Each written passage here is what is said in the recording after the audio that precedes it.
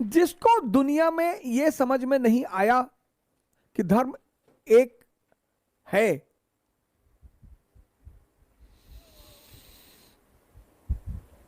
वो कुछ ना कर पाएगा सर।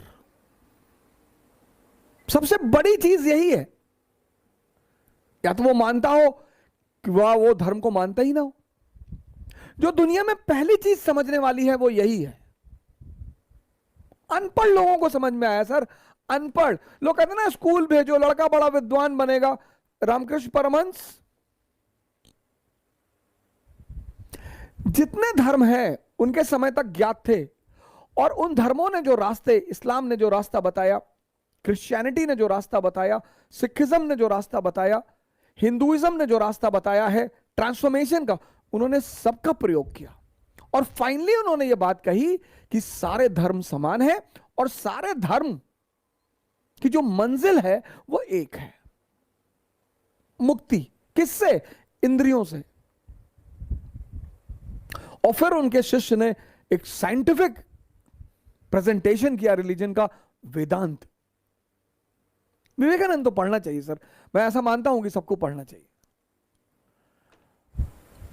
जब तक आप छोटी छोटी चीजों से मुक्त नहीं होगे ना सर, राइज कैसे करोगे, उठोगे कैसे? एक जो रैशनल आदमी होता है, रैशनल, ये तो मैं देखता हूं सर, जैसे मैं कभी हिंदू रीति की बुराई कर दूंगा तो 50 गाली खा जाऊंगा। अगर मैं किसी मुस्लिम कुरीति की बुराई कर दूंगा तो 150 गाली खा जाएंगे। अगर सिर्फ प्रहार ही कर देंगे, जैसे डॉक्टर जाकिर नाइक साहब ने कहा अभी रिसेंटली कि मैं हिंदुस्तानी हूं और मैं पैलेस्टीन के साथ खड़ा हूं, मैंने कहा सर बिल्कुल खड़ा होना चाहिए आपको एकदम, लेकिन वो चाइनीज मुसलमानों के साथ कौन खड़ा होगा सर, जो पीट रहा है चाइना उनको? वो तातर मुसलमान यूक्रेन। आप इतने बड़े आलिम आदमी है सर, आप सबके साथ खड़े होइए। आप किसी एक के साथ क्यों खड़े हो रहे हैं? सबके साथ होइए सर। जो जहां शोषित है, आप ज्योतिबा फूले बनिए सर, आप डॉक्टर बी.आर. अंबेडकर बनिए सर, आप गांधी बनिए सर। जो भी शोषित है आप उसके साथ खड़े होइए। आप कहिए कि जो भी शोषित है, अगर कश्मीर का आदमी परेशान है तो मैं उसके साथ भी खड़ा हूं, अगर नक्सलाइट परेशान है तो मैं उनके साथ भी खड़ा हूं। जो भी परेशान है मैं उसका मजहब नहीं देखूंगा, क्योंकि आप इतने बड़े पद पे हैं सर, आपको लाखों लोग सुनते हैं, करोड़ों लोग आपकी शब्दों पर भरोसा करते हैं। भाई जाकिर नाइक इतने बड़े आलिम आदमी हैं, मलेशिया में है, ठीक है, उनको वहीं से अपना संदेश भेजना चाहिए हिंदुस्तान के मुसलमानों को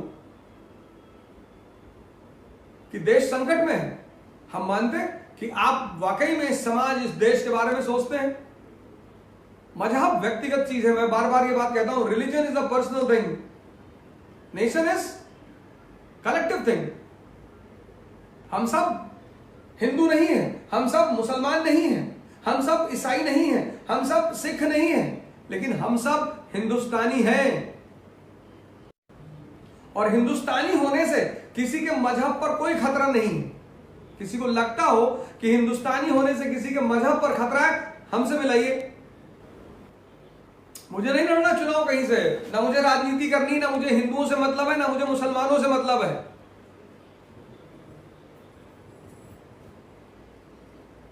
मुझे मतलब है इस मुल्क से, इस देश से, यहां के लोगों से। इनोसेंट लोग हैं, नहीं समझ पा रहे हैं ये, तो आप पढ़े लिखे, आप समझाइए। बड़ा बड़ा चंदन लगाए, दाढ़ी बढ़ाएं और पोस्ट पर हिंदू मुस्लिम कर रहे हैं।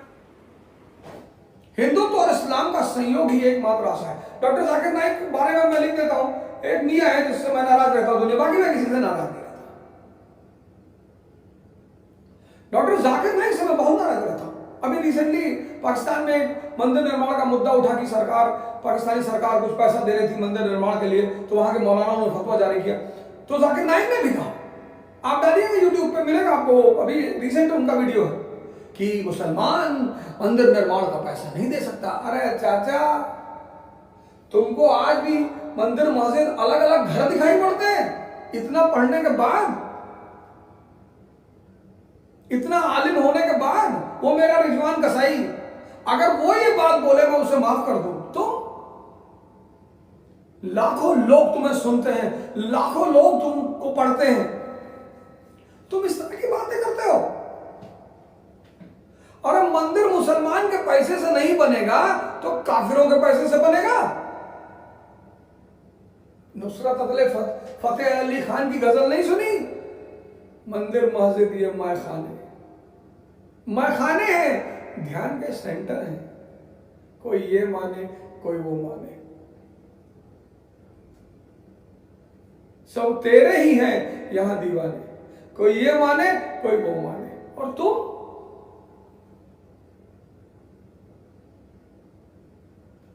भारत के दुश्मन हो। हर वो आदमी जो इस एकता को तोड़ने की बात करता है, स्वामी विवेकानंद कह रहे हैं हिंदुत्व और इस्लाम का संयोग मात्र ही इस देश की आशा है।